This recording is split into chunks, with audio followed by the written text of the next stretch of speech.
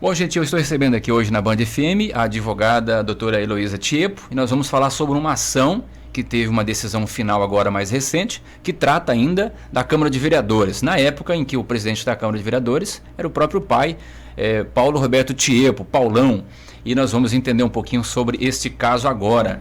Doutora Heloísa, satisfação recebê-la aqui na Band FM, boa tarde. Boa tarde, Ivan. Muito obrigada aqui pelo convite, para a gente poder estar falando um pouquinho mais sobre o caso. Obrigado, doutora. Para a gente contextualizar, doutora, eu gostaria que a senhora falasse um pouquinho como é que tudo isso começou, né? Porque agora saiu uma decisão de um processo que analisava um outro processo. Primeiro houve um pedido de CPI na Câmara de Vereadores, para o nosso ouvinte aqui ter noção de quanto tempo isso faz, foi na época em que o prefeito da cidade era Hermes Bergamin. Isso então já fazem alguns anos. E houve um pedido de CPI para investigar algumas ações do Executivo no quesito de compra de medicamentos, ataduras, enfim, produtos para a Secretaria de Saúde, sobre possível superfaturamento de preços dos valores.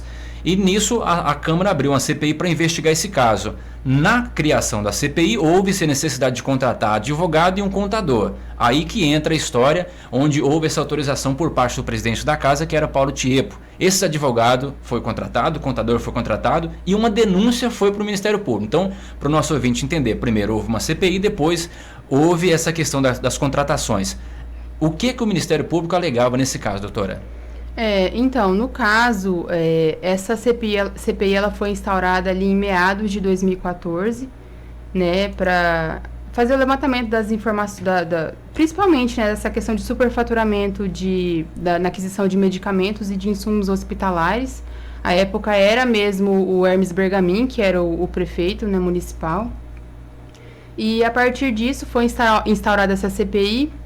E para analisar essa questão de valores, né, e o procedimento licitatório realizado pelo Executivo, né, eles fizeram a contratação de um contador e de um advogado para acompanhar aí os trabalhos da CPI. Né? A informação que, inclusive, foi a pedido do próprio presidente dessa CPI, doutora, procede? Isso, procede. Que na época era o vereador Antônio Moura Sanches, Tuna, que solicitou à presidência da Câmara: a gente quer contratar um advogado e um contador que tenha conhecimento dos fatos, né, da questão, né, de uma comissão parlamentar de inquérito. Mas aí houve também questionamento que esse advogado e o contador teria ligação política com outro partido que era de oposição ao prefeito. Então houve uma confusão danada aí nesse meio. Houve. Inicialmente a primeira confusão foi porque na época a Câmara possuía um assessor jurídico, né, da mesa, né, contratado, comissionado, e também tinha o contador, que era o concursado na época, né? Então o primeiro ponto foi esse, né, o porquê da contratação. Por que não usar? Por que não utilizar as pessoas que já estavam trabalhando ali, né? E aí o ponto na época dessas contratações foi por conta da parcialidade. O advogado contratado pela mesa, né, ele era exclusivamente ali da mesa, né, para auxiliar o presidente e os componentes ali, né, nos trabalhos. E o contador, na época, ele estava em estágio probatório, né? Então, ele tinha recém-assumido ali, né, o concurso.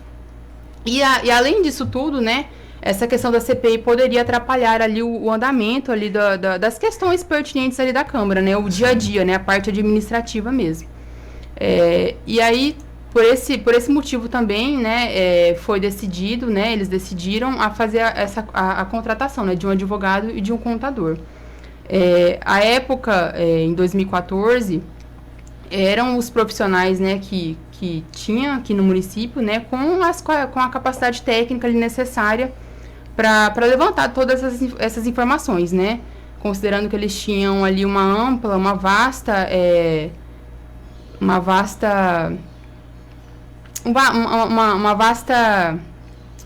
experiência, isso, uma vasta experiência em trabalhos públicos, né, na contabilidade pública e na advocacia pública. E por esse motivo eles foram ali contratados, também pela singularidade ali dos serviços, né, que eles prestaram, né. E isso depois, então, que houve essa contratação, né, sem processo licitatório, houve uma denúncia no Ministério Público, falando: olha, mas contrataram o contador para a CPI, enfim. E o Ministério Público, então, acionou o judiciário para tentar interferir nessa situação. O que o Ministério Público pedia no caso daí, doutora? O Ministério Público ele propôs, né, ação de improbidade administrativa, né, contra a presidência da Câmara. Contra o presidente da Câmara, né, da Câmara, aduzindo inicialmente que as contratações foram realizadas sem necessidade, né, e que havia ocorrido um dano aí, né, ao erário, né, dano aí público, né, em relação a essas contratações. E aí começa, né, todo o imbróglio aí, né, a partir daí, né, por conta dessas contratações. Essa denúncia feita aí na ouvidoria, ela continha informação de que a contratação foi realizada sem o procedimento licitatório, né. E aí no curso aí da demanda, né, na contestação, né, onde é o momento oportuno, né, para você apresentar as provas e os documentos, né, foram apresentados os processos administrativos de inexigibilidade, né, com todos os documentos dos profissionais, né, cada um, né, teve um processo, né, um processo administrativo para o contador e outro para o advogado, e nesses processos continham todas as qualificações, inclusive, né, dos dois, né, dos contratados, né, comprovando aí, né, a singularidade do serviço, né, que é um serviço muito específico, né, a especificidade da contratação. E aí foi para o judiciário, aí onde é que a doutora Heloísa entra, né? Foi um advogado inicialmente que começou esse processo na defesa do presidente da Câmara, Paulão na época, você assume o processo depois.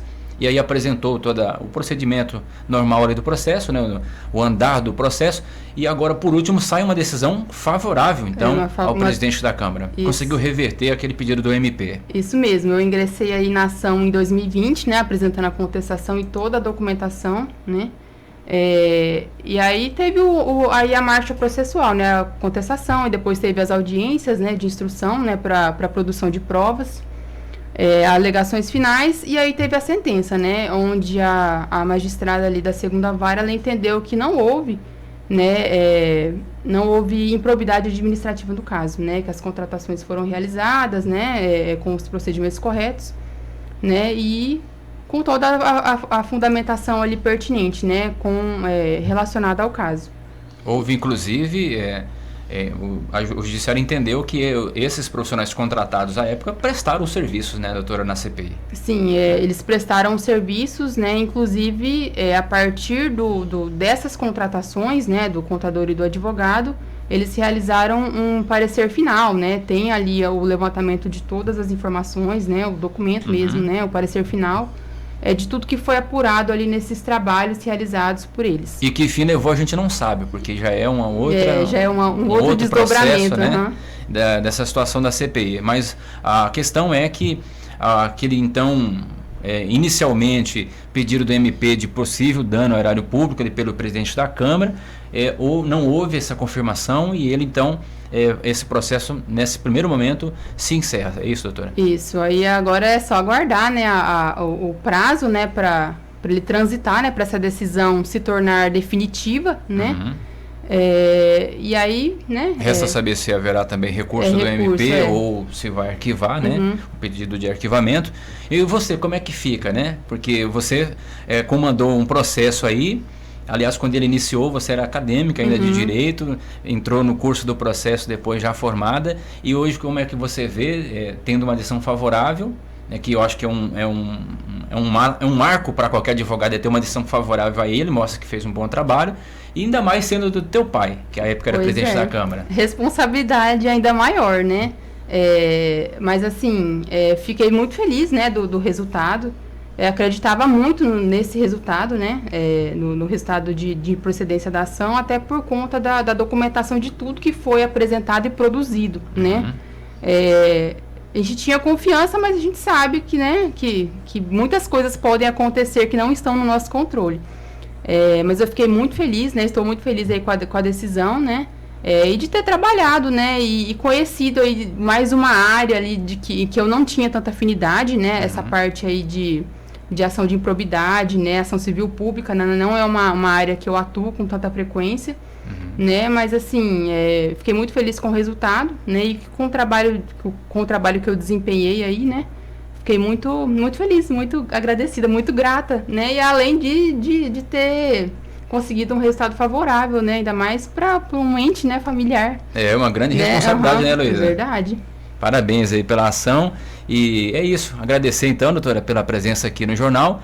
Tendo essa oportunidade, a gente noticiou muito esses fatos aqui, por isso que a doutora Heloísa volta aqui à Band FM, porque a gente noticiou a criação da CPI. Nós noticiamos o início desse processo, quando o MP acionou a justiça, né, cobrando aí ressarcimento ao horário público, no caso dessas contratações, e a doutora volta agora, alguns anos depois, já são o quê, 10 anos? 10 anos após o fato. 10 anos após o fato, né, para voltar aqui para dizer que houve uma decisão judicial que inocenta o presidente da Câmara à época, Paulo Tiepo, que não houve nenhuma improbidade administrativa aí durante o seu mandato como presidente da Câmara. Então, é o desfecho de uma ação que a gente acompanhou desde o início, por isso a doutora está aqui com a gente hoje também, dando esse relato final. Obrigado, viu, doutora? Sucesso. Agradeço a oportunidade, Ivan, muito obrigada.